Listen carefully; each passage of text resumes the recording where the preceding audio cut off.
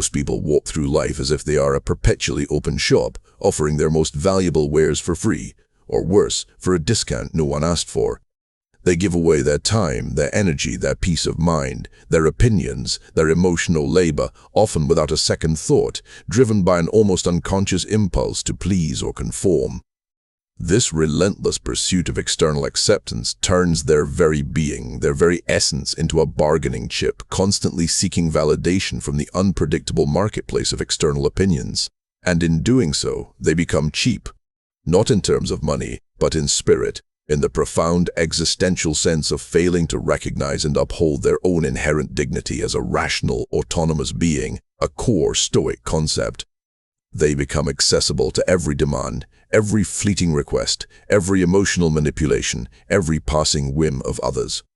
Their personal boundaries are non-existent, their inner resources constantly depleted, leaving them hollowed out, lacking a coherent sense of self, and perpetually anxious. They mistakenly believe that endless compliance equates to genuine connection and universal agreement to true respect.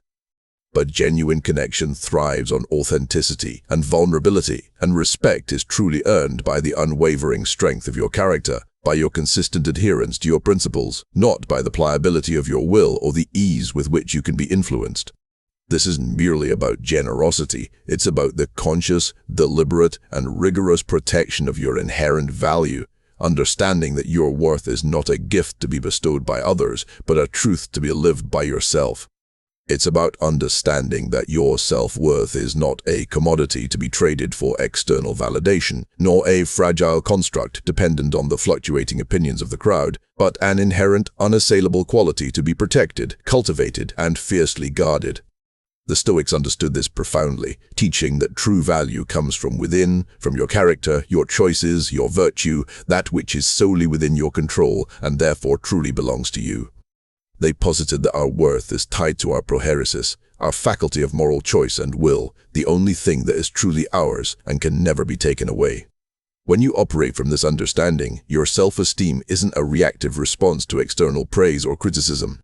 It is an internal, stable, and deeply rooted fact, an expression of autarky or self-sufficiency in virtue. You don't need to chase attention or beg for respect, because you recognize that these external responses are ultimately indifferent to your true worth, mere externals that hold no sway over your inner state. Seeking them creates pathos, unhealthy passions like desire and fear. Instead, respect gravitates towards you naturally, effortlessly, like iron to a magnet, because you exude a quiet confidence. You command it through your presence, your calm demeanor, and your unwavering self-possession, stemming from an unshakable conviction that your integrity and inner peace are your most valuable assets, worth more than any fleeting external acclaim. This deep understanding frees you from the endless scramble for approval, allowing you to act from a place of genuine strength and purpose. This journey is about reclaiming your inner sovereignty, your complete command over your own mind and choices. It's about transforming yourself from someone who constantly gives themselves away, dissolving their identity into the sea of others' expectations, becoming indistinguishable from their environment, to someone who radiates a silent, unbreakable power rooted in self-respect and profound self-governance. It's about becoming, in the truest sense, expensive, not in a materialistic way or through haughtiness, but in the profound spiritual sense of recognizing, guarding, and living from your invaluable, authentic self, untainted by the desperate need for external validation. It means your internal world is so rich and so well guarded that its treasures are not for casual display or easy acquisition.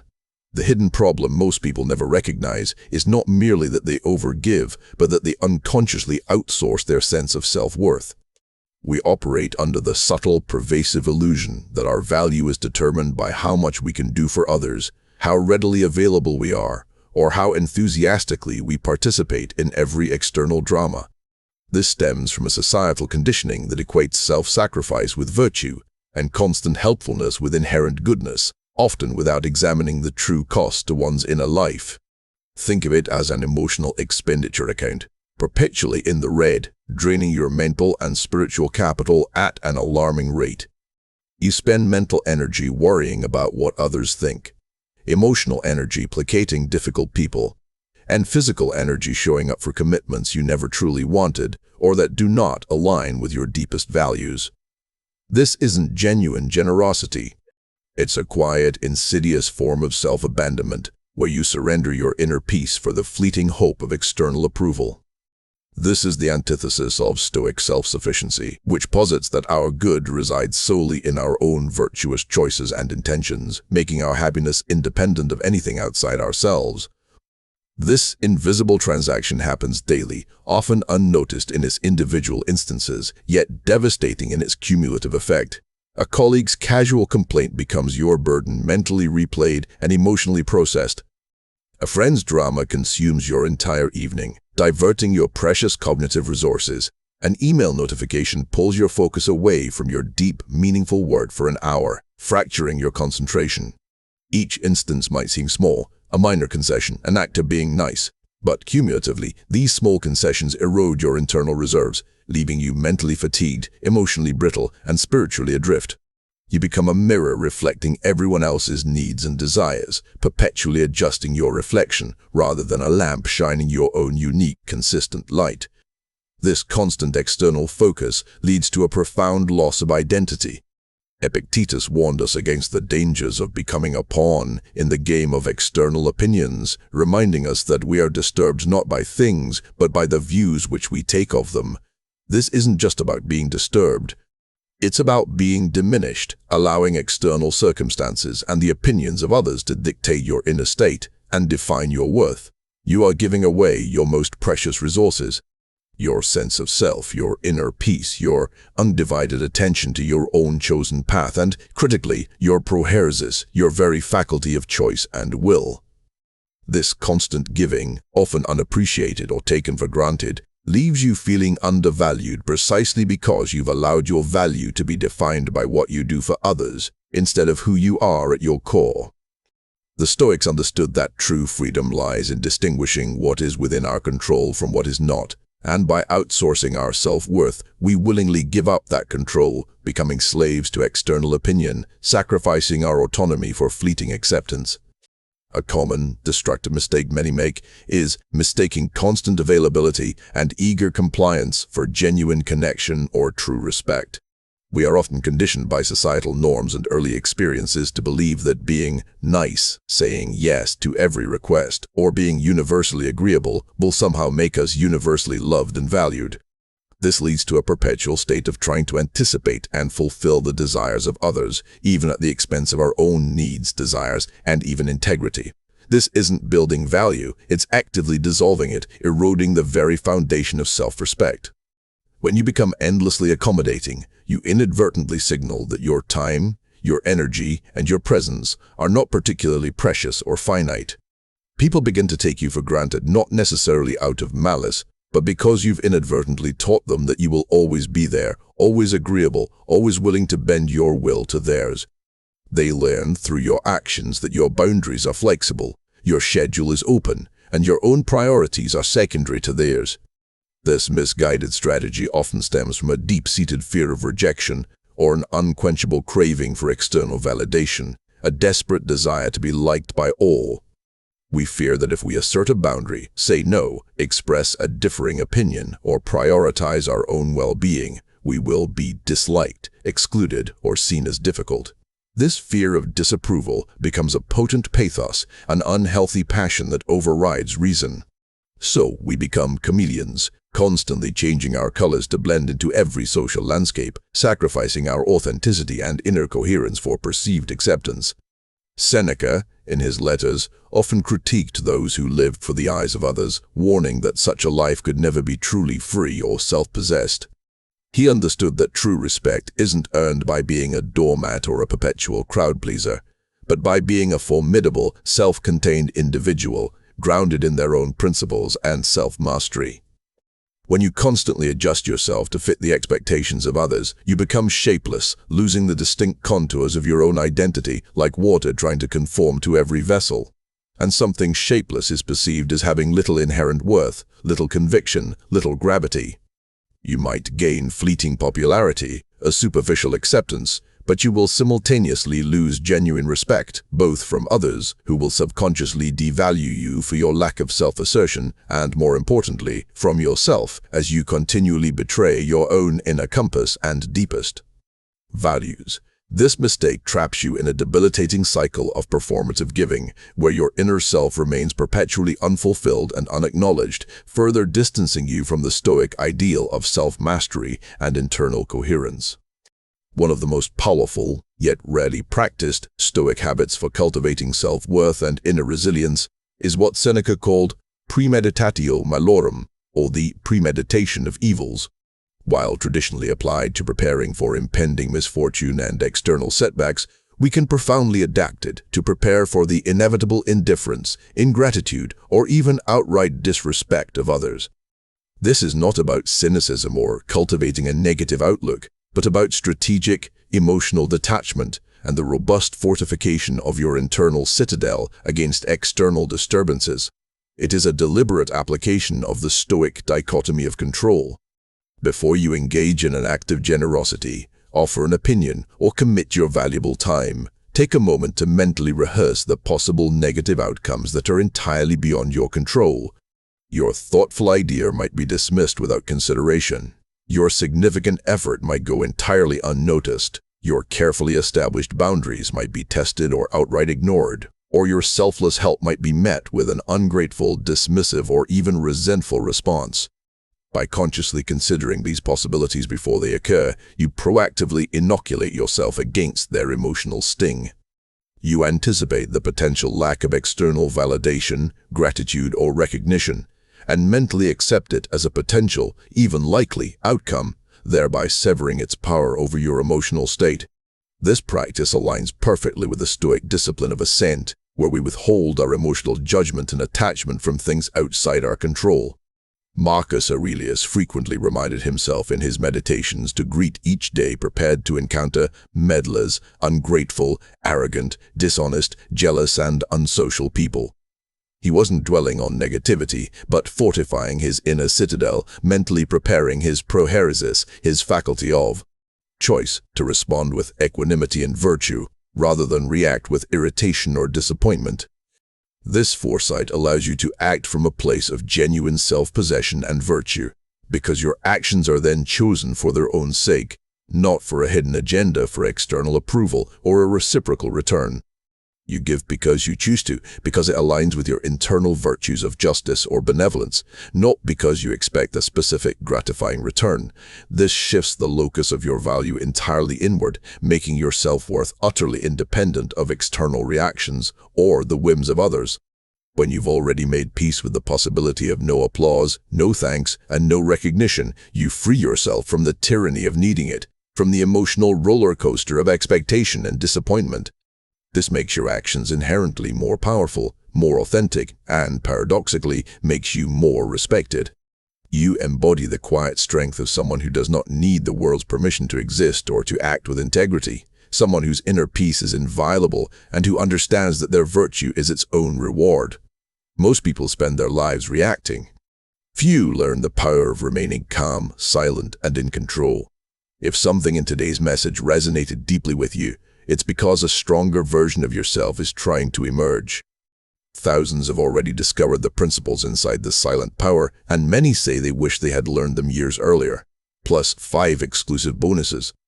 The silent power reveals timeless Stoic lessons for mastering emotions, building unshakable confidence, commanding respect without speaking, and developing the mental strength that cannot be broken by criticism, rejection, or adversity. The question is simple: will you continue reacting to life, or start mastering it? Get instant access through the first pinned comment and begin your journey toward true self-mastery today. The psychological mechanism behind the constant drive to give oneself away for nothing is often tied to the hedonic treadmill of external validation. It's a vicious cycle where seeking approval, compliments, or signs of acceptance creates a temporary emotional high, a fleeting rush of pleasure. But this high is ephemeral and quickly becomes the new baseline. Each time you receive a compliment, a thank you, or a sign of acceptance for your accommodating nature, your brain releases dopamine, reinforcing the behavior. This neurological loop creates a powerful, insidious feedback system. However, just like any addiction, the dose required to achieve the same feeling increases over time. You need more compliments, more acts of service, more expressions of gratitude, and broader approval to feel just as good or affirmed as before. This is a perpetual chase that can never be truly satisfied by external sources, because the supply is finite and inconsistent, and the brain's baseline continually adjusts. This mechanism makes you perpetually dependent on external sources for your sense of worth and happiness, effectively hijacking your internal reward system and taking your autonomy hostage. It shifts your internal compass from self-governance and virtuous action to external navigation, making you perpetually outward-looking, anxiously scanning the horizon for the next hit of affirmation. You become a reaction machine, constantly scanning your environment for cues on how to behave, what to say, and how much to give to maintain that elusive, ever-increasing sense of being valued by others. This pursuit alienates you from your authentic self, forcing you into roles and performances that don't align with your deepest principles. Epictetus taught that true instruction is this: to learn to wish that things happen as they do, and you will be undisturbed. The hedonic treadmill, however, teaches you to wish that others would validate you more, that they would appreciate your efforts more explicitly, that they would never challenge your boundaries or question your decisions. This constant craving for external affirmation hollows out your internal sense of self, leaving you constantly wanting, never truly content, and deeply fragile. You become less like a sovereign individual exercising their prohairesis, and more like a performing animal, always seeking the next treat, always trying to earn favor. This process cheapens you because your sense of self-worth is no longer an intrinsic, unshakable truth, an internal wellspring of value that you control, but a fluctuating metric dictated by the unpredictable whims and opinions of others. You are no longer priceless, defined by your inherent virtue. You are priced by the market of external opinion, a market notoriously fickle, unreliable, and ultimately indifferent to your true character. Your tranquility becomes contingent on the uncontrollable, a profound violation of core Stoic principles. Seneca, perhaps more than any other Stoic, was acutely aware of the preciousness of time, and by extension, the preciousness of one's inner resources, attention, focus, and peace of mind. His famous essay on the shortness of life isn't merely a lament about time's fleeting nature, but a powerful, scathing indictment of how carelessly people squander their most valuable possession, their very lives, for trivialities and the approval of others.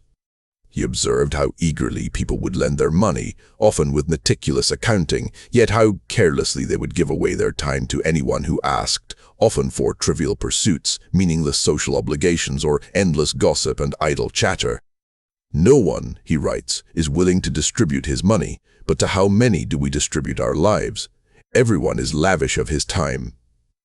This profound insight underlines the unseen, often unacknowledged cost of being cheap with oneself. It is a squandering of life itself, moment by moment.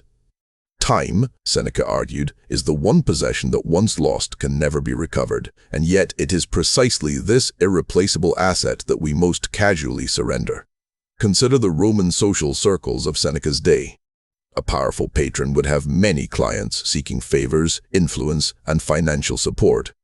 These clients would often spend hours waiting in an antechamber, flattering and enduring tedious conversations, all to secure some minor advantage or maintain their social standing.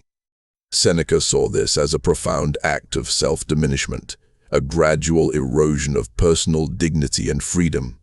These individuals were literally giving away their life, piece by piece, hoping for external scraps of recognition or material gain. They were cheapening themselves by making themselves perpetually available, perpetually subservient to the whims of others, allowing their precious time, which is finite and irreplaceable, to be consumed by external demands that did not serve their oikeiosis, their natural inclination towards self-preservation and improvement. Seneca taught that a truly wise person, one who understands their own inherent value and the Stoic distinction between what is oikeion aim, appropriate to oneself, and what is not, would guard their time, their attention, and their peace fiercely. They would not allow others to intrude upon their studies, their reflections, or their chosen endeavors unless it was for a truly virtuous purpose, one aligned with their own proheresis. He wasn't advocating for isolation or selfishness, but for intentionality, self-respect, and a discerning approach to engagements. His own life reflected this. Despite being a prominent statesman and imperial advisor, he regularly withdrew to study and write, guarding his most valuable hours from the relentless, soul-sapping demands of Roman society. He understood that true wealth wasn't in the number of clients one had, nor in the fleeting accumulation of external honors, but in the unwavering ownership of one's own life and mind, dedicating one's time to what is truly good and within one's control. To be master of your time is, in essence, to be master of yourself.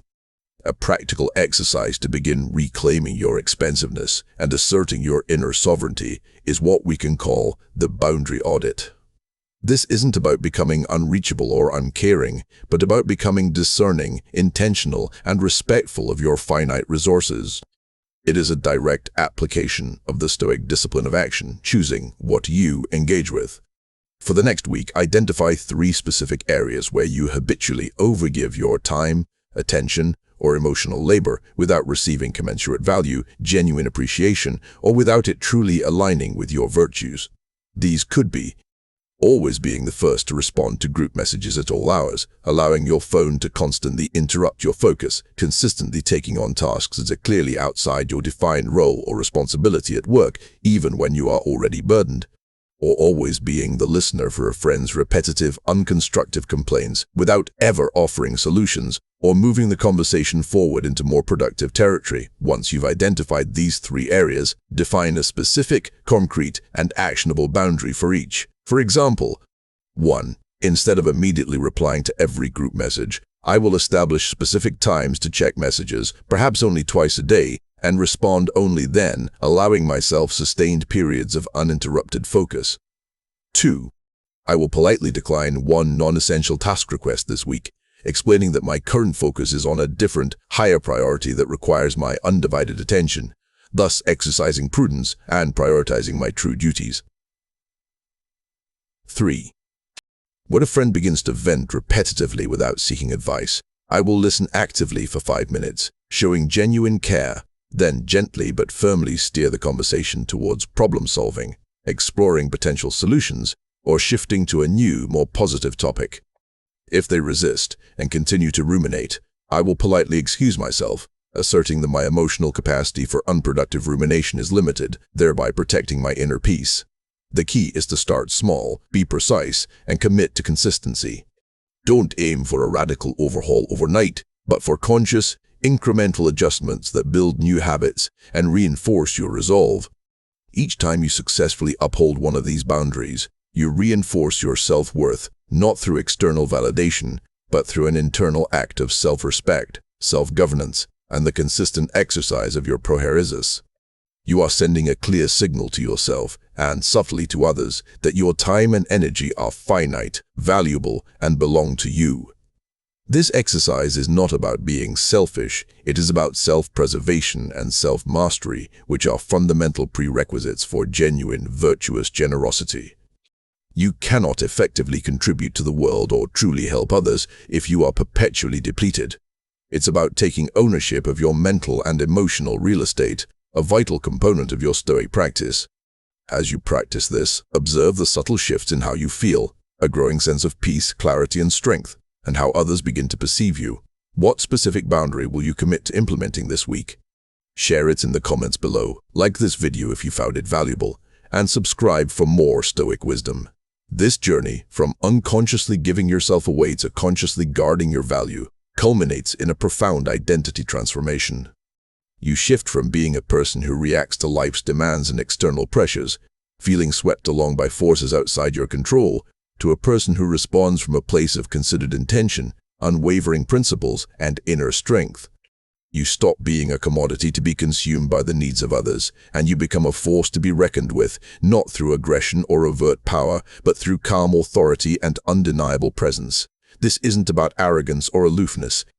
It's about a deep, quiet confidence that stems from knowing your own worth, independent of any external validation, criticism, or praise. You become the inner citadel that Marcus Aurelius spoke of, a fortress of self-possession and tranquility that cannot be breached by criticism, seduced by flattery, or swayed by the fickle opinions of the crowd. Your decisions are no longer driven by the fear of disapproval, by the desire to please, or by the fleeting promise of external reward, but by your own reasoned judgment, your adherence to virtue, and your unwavering commitment to what is truly good and within your control. This pursuit leads to apatheia, not indifference, but freedom from unhealthy passions, and ataraxia, profound tranquility. You realize that your true price is not determined by how much you can offer others, or how readily available you are, but by the integrity of your character, the discipline of your mind, and the unwavering control you have over your inner world. This transformation isn't just about stopping certain behaviors, it's about becoming a different kind of person. A person who is calm under pressure, composed in the face of chaos, and powerful in their silence, not needing to prove anything to anyone, because their value is intrinsic and self-evident. A person whose worth is undeniable, not because they boast about it, but because they embody it through their actions, their choices, and their serene presence. You become expensive not by acquiring more, but by giving away less of what truly matters: your authentic self, your time, your energy, and your peace of mind. This is the ultimate Stoic mastery, to be complete within yourself, needing nothing from the outside world to affirm your inherent unbreakable worth, existing as a beacon of self-sovereignty and inner freedom. Most people spend their lives reacting. Few learn the power of remaining calm, silent, and in control. If something in today's message resonated deeply with you, it's because a stronger version of yourself is trying to emerge. Thousands have already discovered the principles inside the silent power, and many say they wish they had learned them years earlier. Plus 5 exclusive bonuses. The silent power reveals timeless Stoic lessons for mastering emotions, building unshakable confidence, commanding respect without speaking, and developing the mental strength that cannot be broken by criticism, rejection, or adversity. The question is simple: will you continue reacting to life, or start mastering it? Get instant access through the first pinned comment and begin your journey toward true self-mastery today.